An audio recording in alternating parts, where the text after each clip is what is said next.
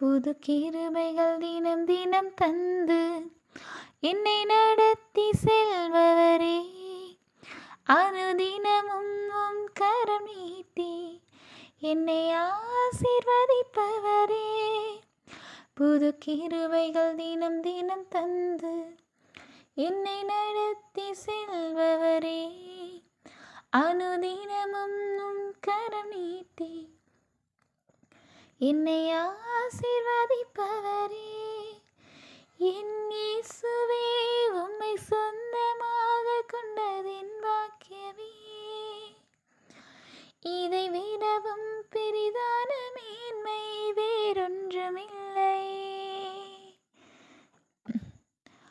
Okay, எனக்கு இந்த song வந்து திடீர்னு சடனாக தோணுச்சு இந்த சாங். அதான் நான் வந்து இந்த சாங் பாடினேன்.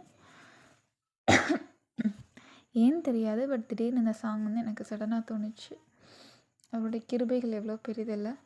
ஸோ அந்தளவுக்கு அவருடைய கிருபைகள் வந்து பெரிய ஒரு விஷயம். ஒவ்வொரு நாளுமே புதுசாக வந்து அவருடைய கிருபைகள் வந்து எப்பவுமே ஒன்று தான். ஆனால் புதுசாக நம்மளை வந்து ஒவ்வொரு நாளும் தாங்கிக்கிட்டு வருது.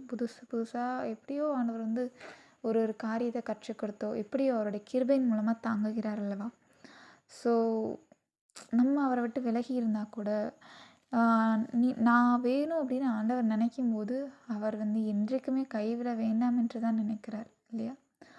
ஆமீன். ஸோ அதனால் அவரோட கிருபை வந்து நம்ம மேலே இருக்குது அப்படிங்கிறதுனால நம்ம வந்து அவரை வந்து எப்போவுமே வந்து அவர் நம்மளை விட்டுட்டு போக மாட்டார். ஸோ நம்மளுமே ஒரு சூழ்நிலை வரும்போது கூட ஆண்டவர் வந்து பற்றி பிடித்து கொள்றதுக்கான ஒரு வழியை ஆண்டவர்கிட்ட கேட்போம்.